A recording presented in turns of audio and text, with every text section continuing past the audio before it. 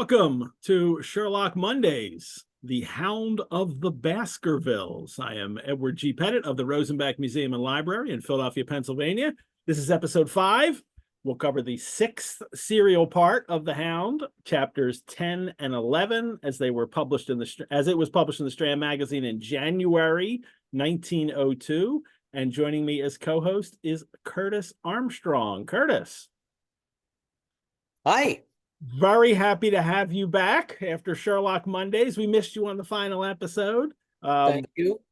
But it's great to have you along for this one as well. So this will be Thanks a lot. Really great. This has been a lot of fun doing this so far with these people here in this audience. So we will continue that today. Everyone, just a reminder, if you have questions during the episode, put them in the Q&A function of Zoom. It's easier for me to find them there, although I do try to keep an eye on the chat.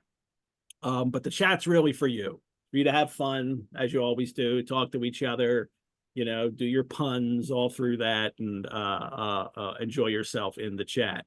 The show's being recorded. I'll share the link to the recording when I share the link for the next episode on Tuesdays. And the recordings will remain available for you to watch until August 31st. And just as usual, our reminder, no spoilers in the chat. Curtis and I will do our best not to do spoilers. I'm always afraid one's going to pop out, but we're doing our best. It hasn't really happened yet. So that's good. I hope we can continue to do that, because there are some of you who are reading it for the first time and don't really know the end of this story. So that'll be fun for you to find that out. Well, let me fully introduce our co-host, Curtis Armstrong. Curtis is an actor who began his life in the organized Sherlockian world when he joined the Trifling Monographs, a scion society for students founded by the late Susan Rice in the late 1960s. His first paper was published in the Baker Street Journal shortly before his induction in the Baker Street Irregulars in 2006. He has delivered numerous papers since at the BSI annual January birthday weekends in New York, for the 221B Con in Atlanta, Georgia, as well as literary symposiums in Chicago and the Hudson Valley. Recently, he was featured in both seasons of the Audible dramatic series Moriarty, written by Charles Kindinger. Is it Kindinger or Kindinger? Kinzinger, yeah. Kindinger.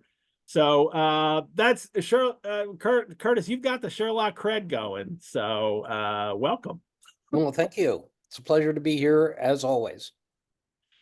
Do you remember, Curtis, reading Hound for the first time? Did you? Yeah, I absolutely do. It was in Switzerland in about 1965, I guess. And I my father had the Sherlock Holmes books, which I'd never read. And I'd run out of stuff to read. And he said, well, you should try Sherlock Holmes. And I was looking at the books that he had, and I went, ooh, the Hound of the Baskervilles, that sounds cool. He said, no, wait on Hound of the Baskervilles. Start with, one of the short ones. And so it took me a while to get to it, but my gosh, it was life-changing. Yeah, I still, by the way, have those books. You have your original copies? Yeah, the ones that were on my dad's shelf. Can you recall if Hound seemed like a different kind of story than the usual Sherlock adventure? I would never have thought that. Yeah, I wouldn't have thought that then. So I didn't think in those terms. I just knew I loved it. It is something we're doing with now. I mean, how fascinating it is that Doyle has really, and conceived to write this kind of Gothic thriller and added Sherlock. So then it becomes, you get those things that you don't always see, or things that don't develop in home stories as are going on here. Yeah, it's unique in a way because of the 4 novels. It really is the only one with no long flashback. There's a bit of a flashback in Sign of 4, but the Study in Scarlet and Valley of Fear obviously have big Yeah. flashback sequences. Um, this really feels very compact and not added in any way. Um, I love all of the stories, but this is definitely a different one. I wonder if he had written this when, like, or very early when he wrote Study in Scarlet, if it wouldn't have been a story and then a long flashback of the history of the Hound. I mean, I think And he showed chances are, I think he probably he knew various legends. There are quite a lot of sort of hound-like legends that go back a long way in Dartmoor and in the West. Uh, and I think he probably figured there was something to be found there yeah, and wound up putting Sherlock in it and yeah, Watson in it.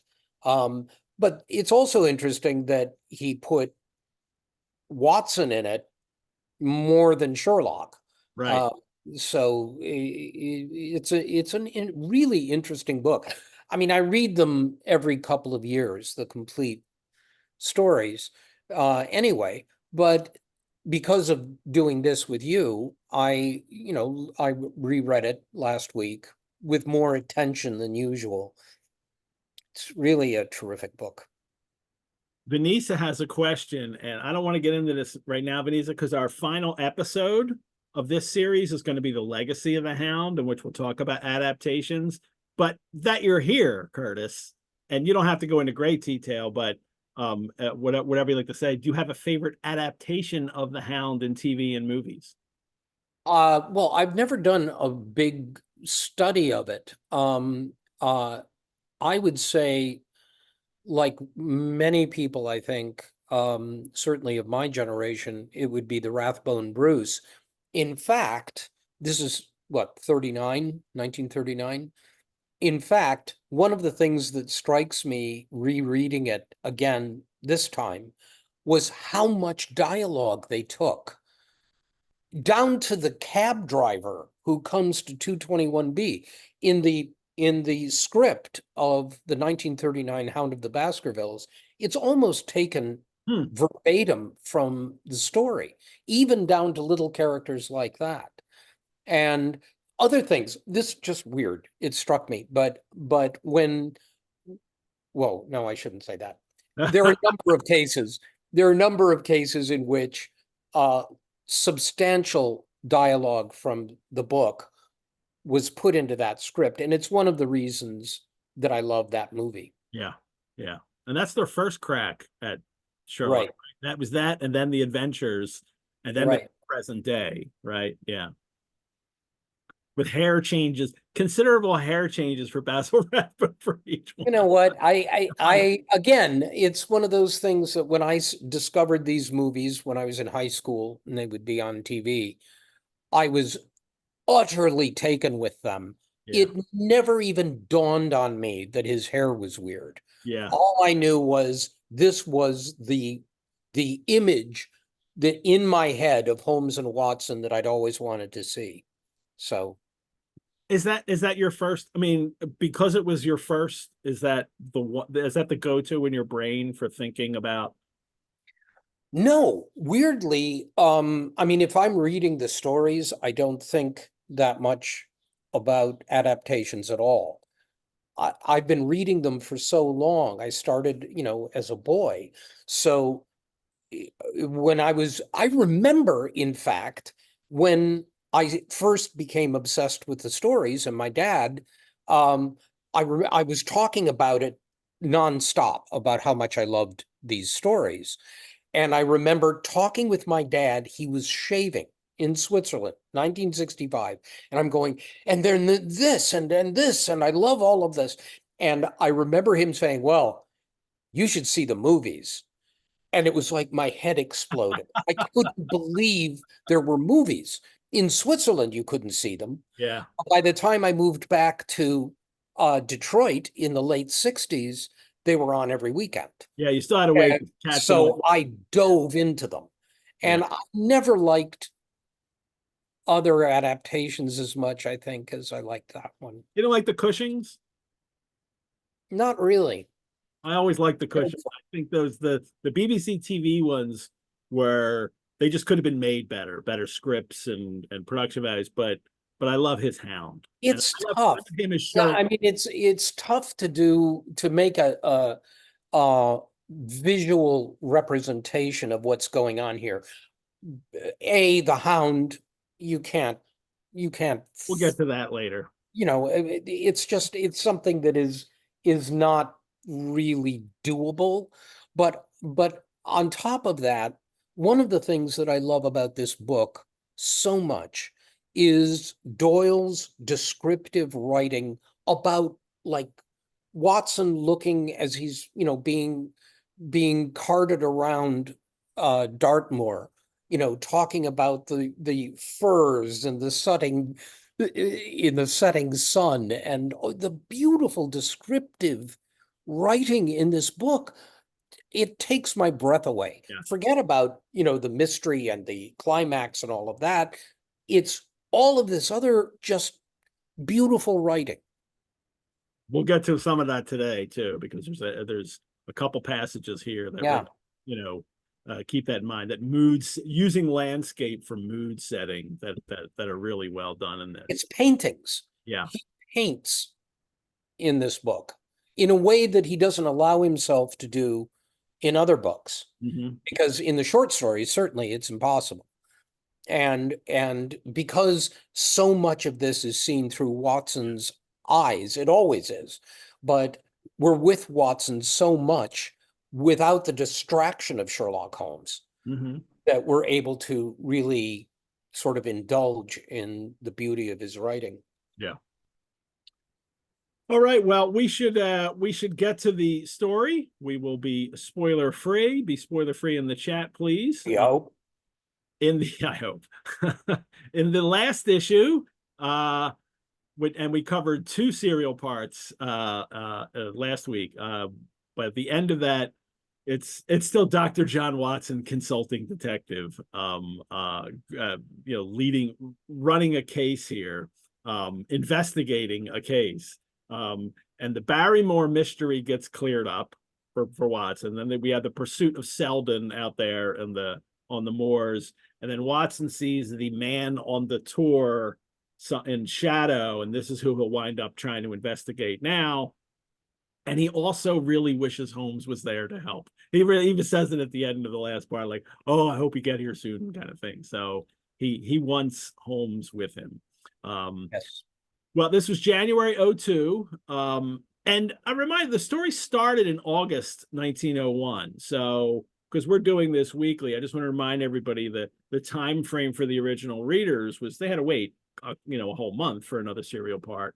But it especially, Curtis, I want to point it out now because Holmes has been gone for months for these readers, and I've never been able to find any documentation. Nobody ever wrote about it then, but I can imagine some of these readers had to be a little annoyed by the time, even January come along, like, come on, where's Sherlock? I thought this was a Sherlock Holmes adventure. And it's a Dr. Watson adventure so far in this. So, Well, sort of, yeah, yeah. But I mean, again, I feel it's hard to say in retrospect and it's hard to talk about because, we're not allowed to, talk about it as a completed novel yet. But it's, I mean, for the time, I don't know. I mean, I guess there must have been some people who were a little disgruntled about the lack of Sherlock Holmes in this story. But, so much of the rest of it it isn't padded in a way that makes it really, disappointing. Not in my view, anyway. and it works so well. What he's put here works so well that you wind up not like it. It doesn't occur to me, but I'm the audience that's read it so many times. It's hard, but Right. I think You Doyle can't. delivers so well that's what makes that acceptable. Well, for this Strand issue, he give that in the opening illustration. He gives a hint that that's going to be ending soon. with the picture, but we'll talk about that picture when we get to the very end of this serial part, which is because it's an illustration of the end of the serial part. Chapter 10 starts again. What's chapter 10 is extract from the diary of Dr. Watson. But actually it's not. And he tells us it isn't right away in that opening paragraph. This account is aided by the diary, which I kept at the time. A few extracts from the latter will carry me on to those scenes which are indelibly fixed upon in every detail upon my memory. So basically, at this point in the story, Watson's telling us that, like, I'm not giving my extract. I'm able to tell the story, and I just look at my diary, but it's all coming out now, which kind of goes against something I was talking about in the last episode, in that how this story had started to become one of those almost epistolary, novels, that it was diary entries, his letter to Sherlock Holmes. And that kind of adds this immediacy to the narrative, like, this is what just happened to me. But it's still that, but it's now we're falling more into a narrative again, as we had when we started at the beginning of this. And yeah, so it's just based on his diary now, he tells us. Yeah, I mean, he's quoting himself. I mean, a dull, foggy day with a drizzle of rain. The house is banked in. I mean, it sounds like a diary at the beginning of this chapter 10. But then, almost without any kind of a break, it goes into the actual narrative. Yeah. It starts as diary and then goes into the narrative. I like this. It's this kind of the description of the landscape. It's depressing weather and a depressing landscape, and then that leads to the danger that Watson feels in his heart. He says, "I am conscious myself of a weight at my heart, feeling of impending danger," and then he starts to give us a little summation of why. And this also is a good thing for a serial, that you're catching people up who might be jumping in at this point, but it's also a reinforcement of the central fear that these characters have, that there is something supernatural going on that they're not going to be able to stop because it's supernatural, and it's the Hound. Well, that's one of the things about Watson in this sequence, is that on the one hand, when he's talking with Sir Henry or Stapleton, and everyone seems to be concerned about the idea of the Hound. No one is, I mean, it's rumors at this point. It's, Mortimer talks about Sir Henry maybe having seen the Hound, and various indications, but Watson is always the one who says, but surely you don't believe this. This is, you're a man of science, when he's talking to Mortimer. You're a man, how can you possibly believe in a demon hound? But then in his diary, he's talking about how, partially because of the oppressive weather and the fog and the darkness, and the fact that he's alone and Holmes isn't with him, and he's having to think about all of these things. So if he's saying, he's writing in his diary, a spectral hound which leaves material footprints and fills the air with its howling, is surely not to be thought of. And yet, it's oppressing him, and he's creeped out by it. Mm-hmm. Vanessa asks, following up on her thought in the chat, do you think the absence of Holmes allowed Doyle / Watson to focus more on atmosphere, and that's why we all love it? Absolutely. I think that's exactly what it was, because when Holmes is there, there's not a lot of oxygen for anything else. Yeah. I mean, Watson is basically there to say, good Lord, what an extraordinary thing. Yeah. And that's why he's there. But with Holmes absolutely not there, Watson is spreading himself all the way across the page. in his descriptions and by quoting his own diary of the time, which he would never do in under normal circumstances. He's doing it because he has no one to talk to. And it's And these tremendously. are reports for Holmes as well. So these are. Oh, I mean, yeah, he's doing his diary, and we're also seeing the letters that he's writing and sending every day to Holmes. So, but Holmes is not present, and so he doesn't have the back and forth that he would normally have. Well, on the Hound here, Watson, and it's impossible, it's incredible, it's outside the ordinary laws of nature. But then people hear the howling. He's Right. heard the howling. He's heard the howling. Yeah. He doesn't want to be like these people who believe in some superstitious creature. Holmes, of course, wouldn't, but And I am his agent. Yeah. And it's, he would be ashamed of me to think of such a thing.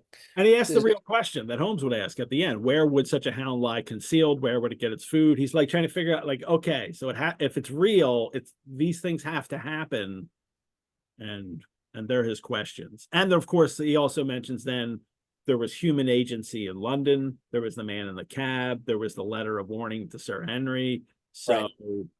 And then he gets into this is the person who followed them and sent the letter. Could he be the stranger whom I had seen upon the tour? This shadow, the silhouette of someone in the moonlight when they went out chasing Selden. And that'll be what he's trying to solve these two chapters here. Who this man upon the tour is. He's far taller than Stapleton, he says. He was thinner than Franklin. And then he thinks, and he's kind of writing this for Holmes. He says, a stranger then is still dogging us, just as a stranger had dogged us in London. To this one purpose, I must now devote my energies. So this is, Watson. This is the new case for him. As he's become, somebody said, Dr. Watson, crime doctor. And I think the chat last week. So as he's trying to solve this case. Sir Henry, too, is now, we get Watson describing Sir Henry and how increasingly frightened and anxious Sir Henry Baskerville is now getting, that he is starting to be strangely shaken by the sound he heard upon the moor. And that's going on. And also we have this incident here with Barrymore, because they went out and chased Selden. They went out and chased this horrible murderer who committed these brutal murders. Barrymore's a little angry that they had betrayed him to chase him. And then we get this strange, it's strange for me, and I think it's strange for present day, their kind of way of justifying letting Selden go. And that first Watson and Sir Henry point out that, like, Selden could hurt somebody, the Stapletons especially, because of Beryl, who, Sir Henry's, in love with already, that they need to catch him. But Barrymore assures him that he will never trouble anyone in this country again because he's going to be on his way to South America. And Watson says, well, if he were out of the country, or Sir Henry says, if you're out of the country, it would relieve the taxpayer of a burden. I mean, that's Watson who says that. And that is, what do you say, Watson? And then Watson responds that way. Yeah. And it's this, and then Sir Henry even jokes, I guess we're aiding and abetting a felony, Watson, which wouldn't be the first for Watson and Holmes. No, and that was another thing that I noticed in the reading here, was that in some of these discussions that Sir Henry and Watson have, there is a flavor of the kinds of conversations that Watson would have with Holmes, and that's one of them. Where, Watson, I guess we're aiding and abetting a felony, is a direct quote from Sherlock Holmes in a different story. Yeah. He does that a number of times. And now here's Watson again with somebody saying, oh, well, we're abetting a felony. So, which doesn't bother me, but it's the as long and someone in the chat who I know who is from South, she says, as a South American, I resent this. Of course, like the fact that they think that, well, as long as it's in another country and it doesn't affect us, we're okay. I mean, that's the colonial mindset right there, right? That I it's okay guess, if yeah. it happens out there as long as it's not affecting us. And that kind of callous attitude is it's harder to take now than clearly those readers were taking it then, probably. Yeah, as long as he kills people over there, so what? Well, now we get to another issue, which I also find interesting, in that Barrymore now admits that he found the a burned letter, or a portion of a burned letter that he could still read, from Sir Charles before he died. And it has, it finishes with, um, it's from a woman and wants him to meet him at the gate.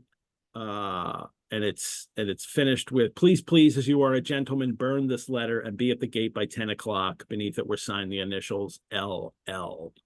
And they asked Barrymore why he didn't reveal this before, and it's because of Sir Charles's reputation.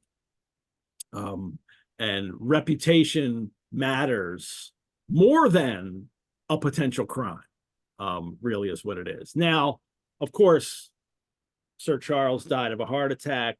There's no, Barrymore doesn't suspect that he was murdered, but it was certainly mysterious circumstances that Barrymore covers this up. And Curtis, I just find this happens so much in the stories that I can't help but notice it, that reputation matters more than catching criminals sometimes, even. And it goes all the way back to, I mean, there's so many stories. Boscombe Valley, when at the end of the story, it doesn't matter that John Turner was Ballarat Jack and murdered people to get all his money, as long as his kids are okay and get that estate. In Beryl Coronet, they let the thief and seducer go to protect Alexander Holder's reputation as a banker.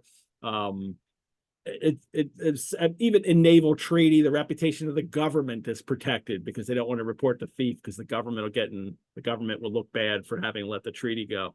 And it's something that even Sherlock is always, not always, is frequently more concerned with, rather than catching criminals. What do you think?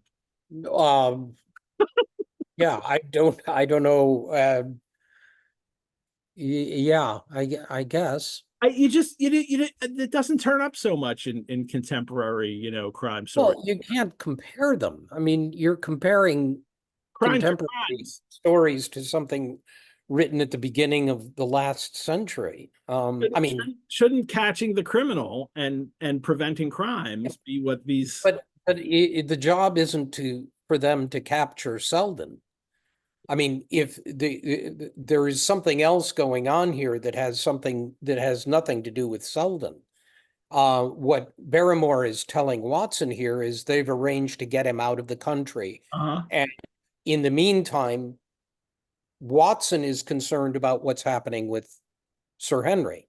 That's what he's been sent there to attend to. So, yeah, I mean, by modern perceptions, obviously it's not the way we would normally think about it, but it's also not Watson's job. It is more of a stretch with this letter that Barrymore would have kept it secret. Well, but Barrymore doesn't, at the time of the death of Sir Charles' death, he didn't know that.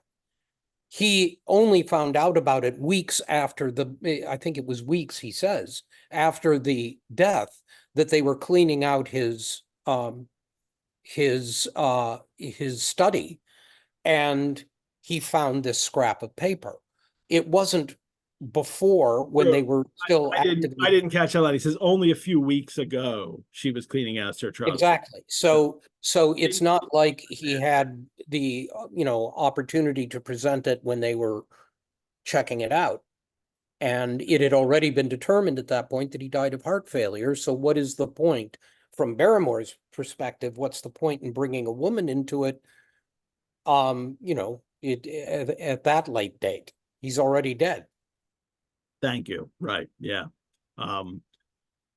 Well, this revelation that some LL woman wanted to meet Sir Charles is now, complicating the mystery. Well, Watson, what do you think of this new light?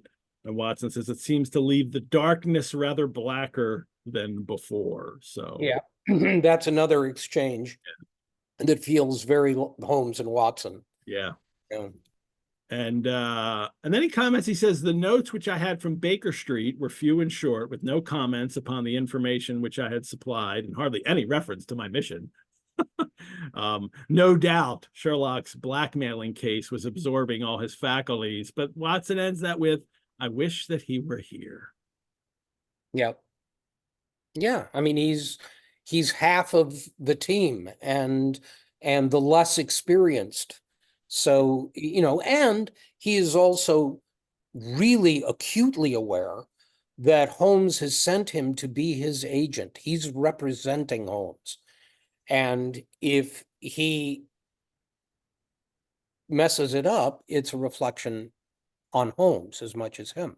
So it's a big deal for him. Yep. Well, we get to October 17th now, the next day, and more rain all day. Rain poured down, and Watson's thinking about Selden here, and now he's poor fellow. I find this interesting how quickly Selden has gone from the first description of him was about the murders that he committed in Notting Hill and how they were so brutal that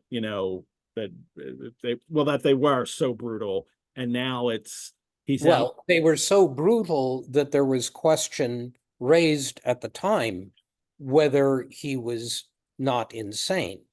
So now, after all of these days of bitter cold and rain, looking out onto the moor, Watson is thinking, well, whatever his crimes, he has suffered something to atone. Not completely suffered, but it's Watson being human. Whatever his crimes, he had suffered something to atone for them. Exactly. And then in the evening, Watson puts on his waterproof, walks out to the moor, rain beating on his face, the wind whistling about his ears, and he finds the black tor upon which the person he saw in the moonlight, the silhouette, was there. And Watson now looks out across the melancholy downs. And this is where we get some of those descriptions. The rain squalls drifted across their russet face, and the heavy slate-colored clouds hung low over the landscape, trailing in gray wreaths down the sides of the fantastic hills. I mean, this stuff really puts us right on the moors. Yeah, it really does. It's terrific writing. And Paget accompanies that with an illustration in which he doesn't try to really do Watson's description, but what we get is this picture of Watson, and I'm going to share this, looking out, and I love this one. Yeah, it's great. Watson alone looking out. I mean, it's a very bleak landscape. That's about all he'll give you in this black and white on the rock, but the solitary aloneness, the contemplation. This reminds me of that what is it? Friedrich, Caspar David Friedrich, The Wanderer Above the Sea of Fog. Do you know that painting? It's a famous painting. I will find it somewhere here. This, Oh, yeah, on yeah, the definitely. out over the sea of fog. I wonder if Paget even has this in mind, because this wound up being a very iconic image in the 19th century and still is, of Yeah. this kind of romantic ideal of the contemplative individual looking out across nature. Right. And this scene itself with the rocks and the the fog and the mist, I mean, this could be the moors that Watson is talking about even. Yeah. Yeah. Um, but that idea that he's now the alone and really wishes Holmes was with him, I think Yeah. it winds up getting more, emphasized even more there. Yeah. Well, he runs into Dr. Mortimer as he's coming back, and we find out poor Dr. Mortimer's little spaniel has disappeared. And Watson thinks about those ponies on the Grimpen Mire and figures that spaniel's not coming back. And it's Mortimer who fills Watson in on the initials LL, that it's probably Laura Lyons, who lives in Coombe Tracy, abandoned by her husband, cast out by her father, who's Franklin. She's the daughter of Franklin. What? Old Franklin the Crank? Exactly. And we'll finally get to meet him in this part too. And then apparently also more information about her is all the men give her money. Her story got about, and several people here did something. All the men in this story, I mean, give her money. Stapleton, Sir Charles, Mortimer, they're all helping to support Laura Lyons Right. to set her up in a typewriting business so she can, make her way in the world. And a very real reminder of a woman abandoned by her husband in, the late 19th century has, chances of what she can do to earn a living are slim to none. Very few opportunities for her. Yeah. And especially in a tiny little place like this, for her to do anything. So, but she's been set up in a typewriter business. Oh, that's a fascinating thing. I should have thought to put that in my notes, because the typewriter this is new technology in the late 19th century, and something that women especially figured they could make a real living doing this kind of thing because they could do it from home. Right. They could set up their own business. It was a piece of technology that people at home could use, and women especially were drawn to it, and really affected the way women wind up kind of moving into secretarial positions, which those used to be, clerical positions that were usually held by men, and then women start to fill that field as the 20th century moves along. And this is one of the reasons why that happens. Watson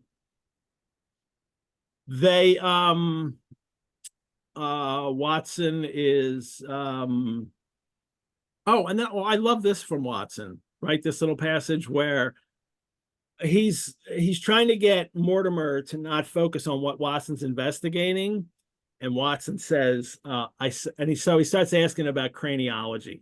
I am certainly developing the wisdom of the serpent, for when Mortimer pressed his questions to an inconvenient extent, I asked him casually to what type Franklin's skull belonged, and so heard nothing but craniology for the rest of our drive. I have not lived for years with Sherlock Holmes for nothing. Yeah.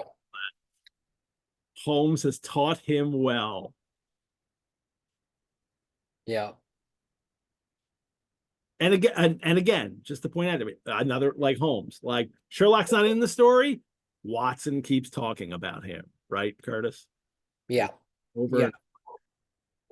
He's either talking about him or directly writing him throughout all of this. They now they go back. Watson's back with Sir Henry at the end of this chapter. And now here's where he learns another fascinating thing. They learn from Barrymore, asking about the food that they leave out for Selden. Was it gone? And then Barrymore says, well, you would think he took it, unless it was the other man. Right. What? I sat with my coffee cup halfway to my lips and stared at Barrymore. So not quite a spit take, but it would have been close to a spit take had he taken a sip. There's another man. He's in hiding too. Selden told this to Barrymore, but he's not a convict. Um, and At first, he thought it was a cop, but then he seems to have a lay of his own. yeah, and this is upsetting. I like this little bit here because Barrymore now gets to really Barrymore over the course of the story just gets to express himself more and more. And then here he's just it's all these goings on, sir. He cried at last, waving his hand towards the rain-lashed window which faced the moor. There's foul play somewhere, and there's black villainy brewing, to that I'll swear. Like even Barrymore, the tension is getting to him. Yeah. Even your butler. And he says it's Sir Charles's death and the noises on the moor, and now there's a stranger hiding out yonder and watching and waiting. So Barrymore gets to paint the picture for us as well of the things that are going on here. He's a deep one, Barrymore says about him, a kind of gentleman he was. And he's living in the stone huts where the old folk used to live. And he's got a lad who works for him and brings him all he needs. So we get a lot of information from Barrymore about the man on the tour that Watson is investigating or trying to find out who it is. And it's got a nice ending for this chat. You want to read that? You have that there, the last paragraph of this chapter as well, chapter 10, when the butler had gone. When the butler had gone, I walked over to the black window and I looked through a blurred pane at the driving clouds and the tossing outline of the windswept trees. It was a wild night indoors, and what must it be in a stone hut upon the moor? What passion of hatred can it be which leads a man to lurk in such a place at such a time? And what deep and earnest purpose can he have which calls for such a trial? There, in that hut on the moor, seems to lie the very center of that problem which has vexed me so sorely. I swear that another day shall not have passed before I have done all that a man can do to reach the heart of the mystery. Great ending. It is, and this Hound of the Baskervilles becomes the story where we get so much from Watson. This is something we encountered throughout doing all the stories in Sherlock Mondays, is that Watson, he calls it his memoirs, but we get far more little information about Watson and what he thinks than we get about what Sherlock thinks and who Sherlock is. And in this story, The Hound, now, because Sherlock's not there, we get all this narration from Watson, we really get so much interior Watson that we don't usually get in the stories. Yeah.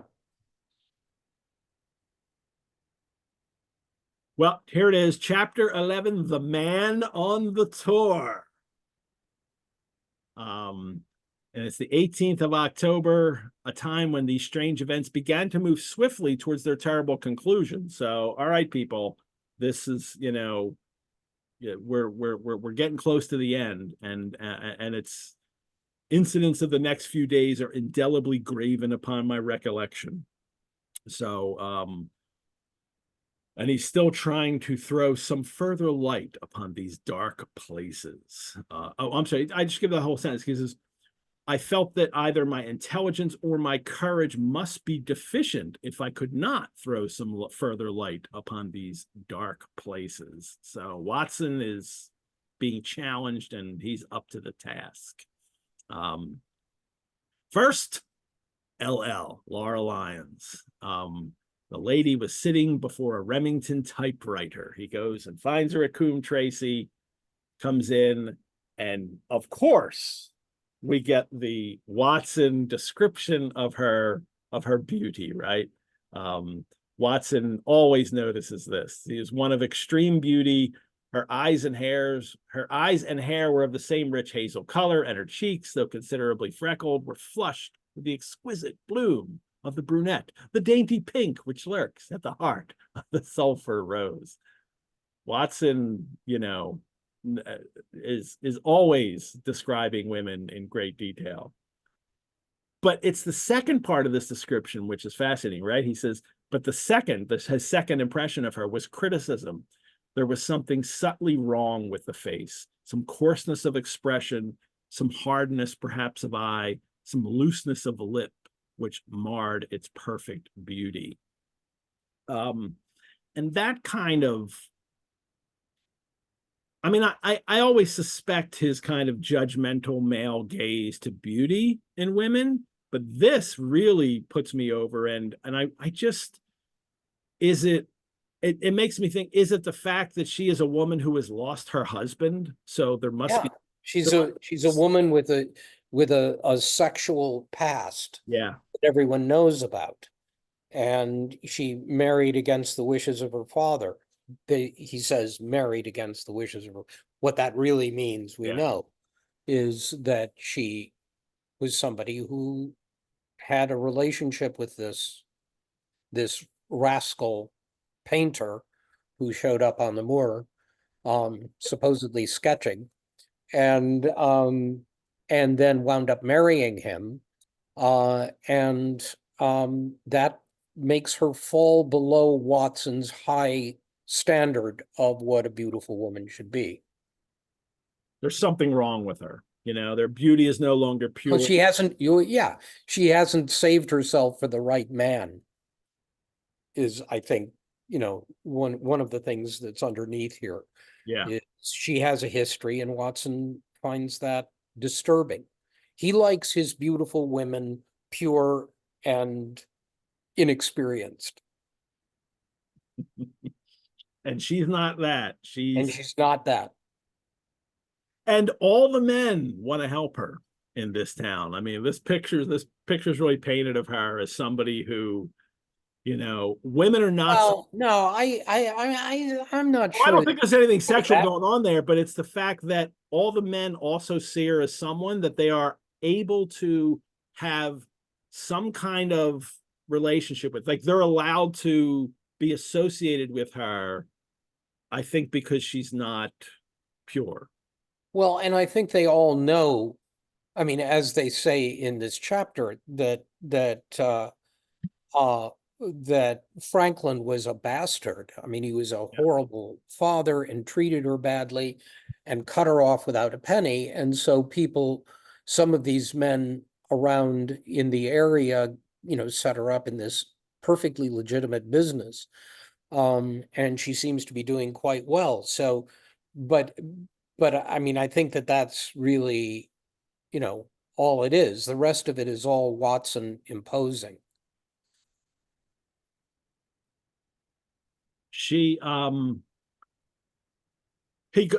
questions her to find out right away. Well, and he doesn't. He goes kind of slowly, which is good. It's like he's learned from Holmes. Don't just go in and ask the questions. Except that's exactly what Holmes does. I mean, here Watson is doing all of this sort of meandering around the question, and he gets nowhere. Look what happens when he goes back with Watson to talk to her again. Holmes never stops. He just booms right into the questions. Yeah.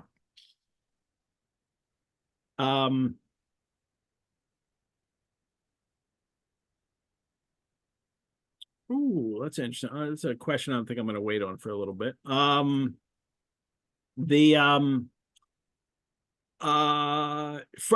she lies to him first. He's, did you ever write to him? And she's like, and she denies it. Certainly not. Not even on the day of his death. And she says no. And then he gets her because, he quotes for that line from the letter and tells her that he did burn it, but they were able to read that little bit, or at least Barrymore was. The story she gives him is that she didn't meet him that night anyway because she received help from another quarter. That's all she says. And then she says when she saw in the paper the next morning that he had died, she didn't want to say anything because, he was dead, and it kind of, it didn't matter at that point. It's a slight, well, and I think it's an easily explained error. She wouldn't have seen in the paper the next morning that he had died, of course, because No, he died late at night. But at the same time, the next day, certainly it would have been the talk of Coombe Tracy that Sir Charles has died. So, right. it's easy to say that she just misspoke there. She didn't actually read it in the paper that morning. She just found out that he died. And this is Watson, then is, because of this story, he's able to rule her out as being present at the death of Sir Charles, because she couldn't have come and not been known, because she would have had to get a ride home. But he's kind of ruled her out. But there's still unexplained questions he has. Why should she turn so pale? Why should she fight against every admission until it was forced from her? Why should she have been so reticent at the time of the tragedy? So they're pretty good questions for Watson to come up with, that suspicions of what's going on here with her. The question here is from Kirk, and he says, I just don't know if this is the time to do this. I think this is a question, Kirk, for maybe not even next week, but the week after. To what extent was Holmes the tool of God, bringing the light of truth to the darkness of deception? Do you think Doyle had any theological impulse in this book? Oh, and then Kirk said, you're right. Let's wait. I think that is a question for later, that we could hit then. So you'll be back and give me that question at one of the later episodes, Kirk, because this Holmes isn't even here right now. Well, Watson now he gets to get back to about the stranger, the man on the tour. He's living in one of these abandoned huts. And Watson really thinks it's the guy that they saw in London, because clearly someone was following him there. Someone's behind the scenes there. Maybe it's that person is now here. Holmes, I love this, Curtis. Holmes had missed him in London. It would indeed be a triumph for me if I could run him to earth where my master had failed. Yeah, that's a big deal for him. Yeah, so Watson could feel, and he's always doing that. Like he comes up with things, or Holmes. Well, Holmes, it's usually a setup. It's usually Holmes like, "What do you think of this?" And Watson tells him, and he thinks, "Aha! How did I do? I figured that out." And Holmes like, "Yeah, well, you didn't really." But it's something that Watson would love to do, is to solve something, as he feels like he is doing all along. Now, of course, we'll have to get to the end of the story to see where Watson has succeeded, but so far he's doing pretty well, it seems. Well, he sees Mr. Frankland, who even in the description of him when we first get him, it literally describes him as comic relief in the previous chapters. And that's what he comes on here as now. Of course, now we know something that's not so comic about him, how he's abandoned his daughter because he married the wrong person. But we get his ridiculous, fighting for legal cases that don't really matter. He says, it's a great day for me. One of the red letter days of my life. I mean, to teach them in these parts that law is law. And this is what Franklin does. He pursues laws that the letter of the law says this. So I'm going to make sure it's enforced.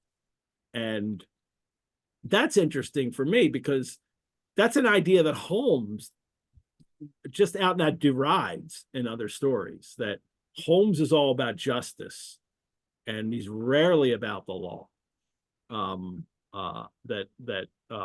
This kind of thing never matters to Holmes. Is that, a matter of fact, if it's law and order, Holmes is more concerned with order. Holmes is more concerned with making sure everybody's okay than the laws that will have that happen. But it's justice. I shouldn't have said law and order, because it's justice that Holmes wants. Holmes doesn't care about law. Holmes cares about justice. Well, Watson even asks Franklin, did it do you any good, Franklin, to win these cases? And he says, none, sir, none. I am proud to say I had no interest in the matter. And then the irony here is, of course, that Franklin knows something that he's not going to tell the police. What? Like that there's a lawbreaker out there, because he thinks it's Selden, who has broken out of prison, and Franklin won't tell the police because he doesn't like the police. He has this conflict with the police. So here now it's Franklin being hypocritical, that he won't turn in a convicted felon. But Watson realizes that it's not the convict that he's seeing and talking about, but that it's the other man on the moor, because Watson has that information from Barrymore that he got from Selden. And Franklin has seen the boy taking food to him, and Watson gets Franklin to tell him more. Here's another point where Watson really has learned how to question people, because he says Watson doesn't challenge Franklin to find out the information. Instead, he says, he says, oh, it couldn't have been that. It must be just the son of one of the moorland shepherds, So it's this kind of misdirection to get Franklin to, he challenges the knowledge of Franklin is what he does. This is what Holmes does in Blue Carbuncle with the poulter, and who's not going to tell him where he gets the geese. So Holmes challenges his knowledge of where geese come from, and then Holmes is able to get the knowledge. So Watson is learning. The least appearance of opposition struck fire out of the old autocrat then, when he says, okay. And he finds out that he finds out more. This boy's taking up the food to him, and there's even he even sees him in the telescope, because he has a telescope that he watches. So that's it. That's what's going on here. Sorry. And now we get Watson on the hunt to finish this chapter here. Everything is working in his favor, and he goes out now to find where this person is hiding on the moor. And again, it's another description of landscape. The sun was already sinking when I reached the summit of the hill, and the long slopes beneath me were all golden green on one side and gray shadow on the other. A haze lay low upon the farthest skyline, out of which jutted the fantastic shapes of Belliver and Vixen Tor. And then he describes there's a bird in the sky, and then it's just he and I seem to be the only living things. The barren scene, the sense of loneliness, this, all this vocabulary here, right? The shadow, the fantastic shapes, the barren loneliness. This is, Doyle bringing these, painting this picture here of the landscape. Watson comes to the circle of old stone huts, and he's thinking, this is it. He even sees a vague pathway leading up, right? This is something Sherlock would do. Like, he could tell, oh, people have been walking here. Although Holmes would, of course, find specific footprints and say, well, this is a person here with this kind of shoe was walking here. Watson throws aside his cigarette, which I mentioned because it will be important next week, and closed his hand upon the butt of his revolver and walks into the stone hut, but it's empty.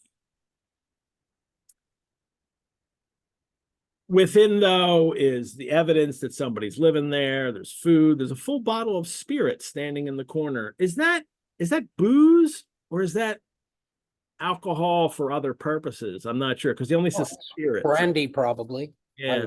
I would Well, and brandy is for drinking and for other purposes as well. mainly for drinking. Um, they and then, but he finds a note, and it says, Dr. Watson has gone to Coombe Tracy. And then Watson says, it's I, not Sir Henry, that is being dogged by the secret man. I mean, this is a revelation for Watson that he's being followed, or at least spied upon. And Watson talks about being caught in the net.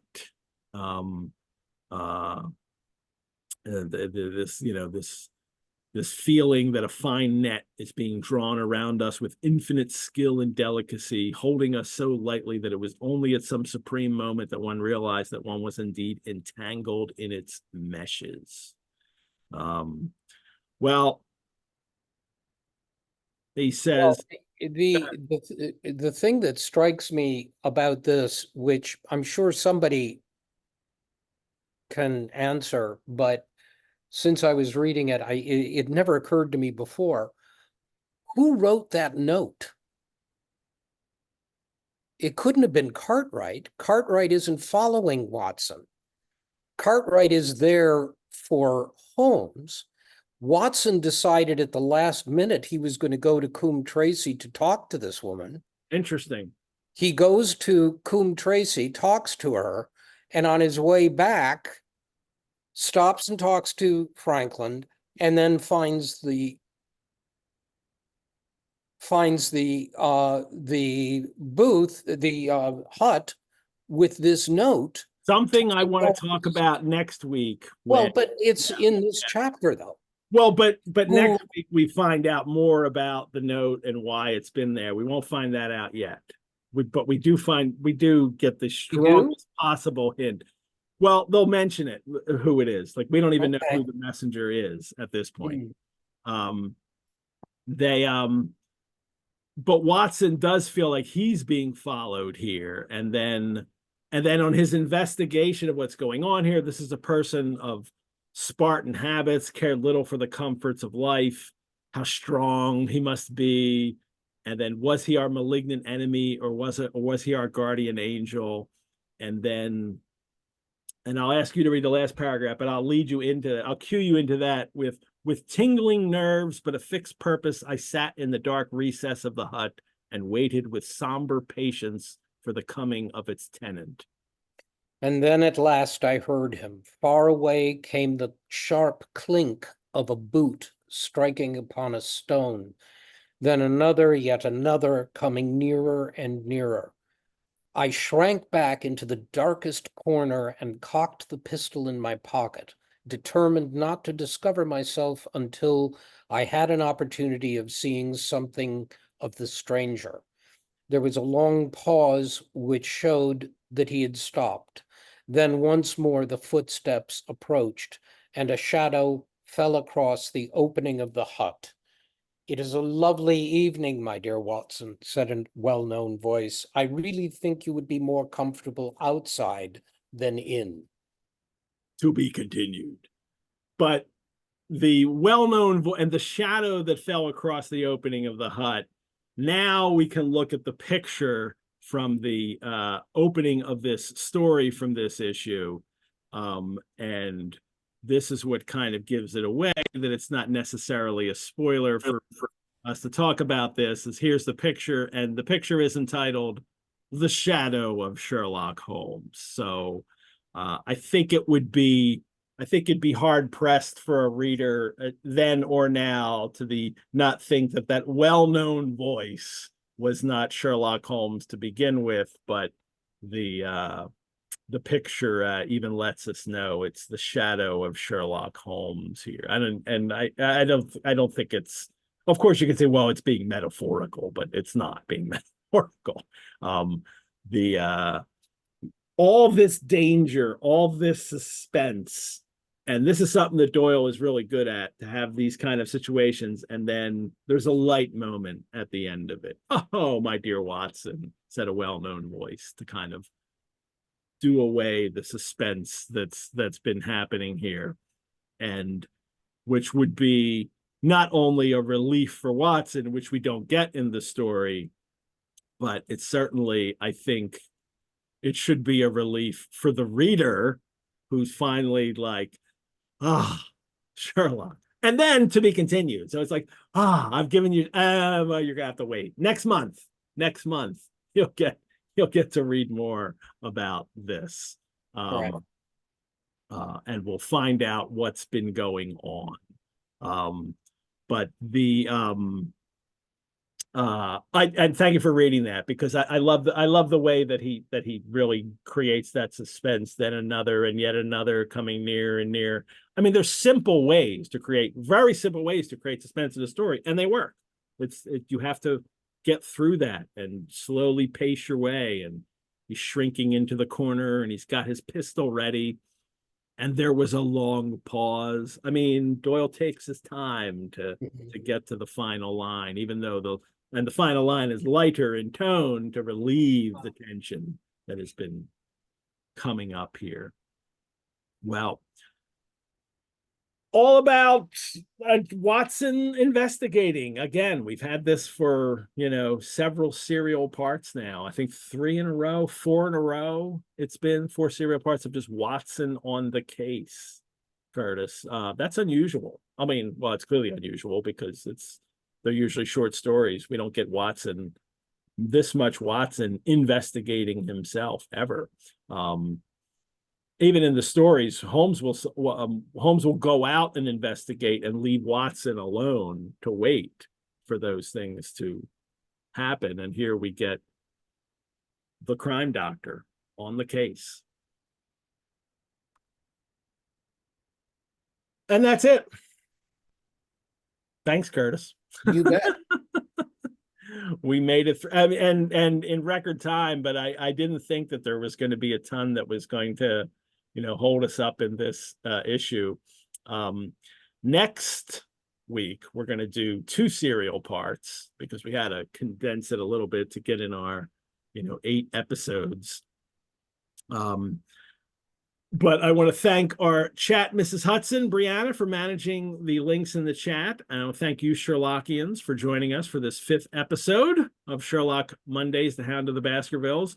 And a reminder to you that by registering for this program, you have helped the Rosenbach create more programs like our free Biblioventure series that we'll have coming up in the fall with Jekyll and Hyde Christmas Carol and Sherlock Monthly, which will start in November.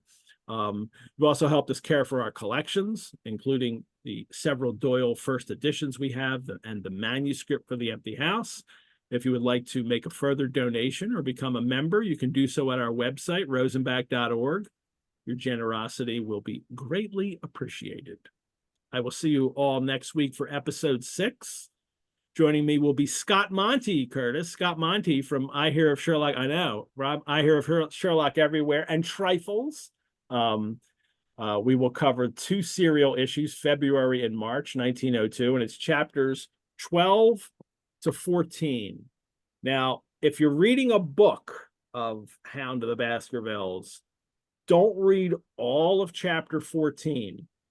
Go to the website, our webpage, and see where the serial part in chapter 14 ends. Chapter 14 in the serial is cut in half. There's some of it in the one serial part, and then it finishes in the final serial part.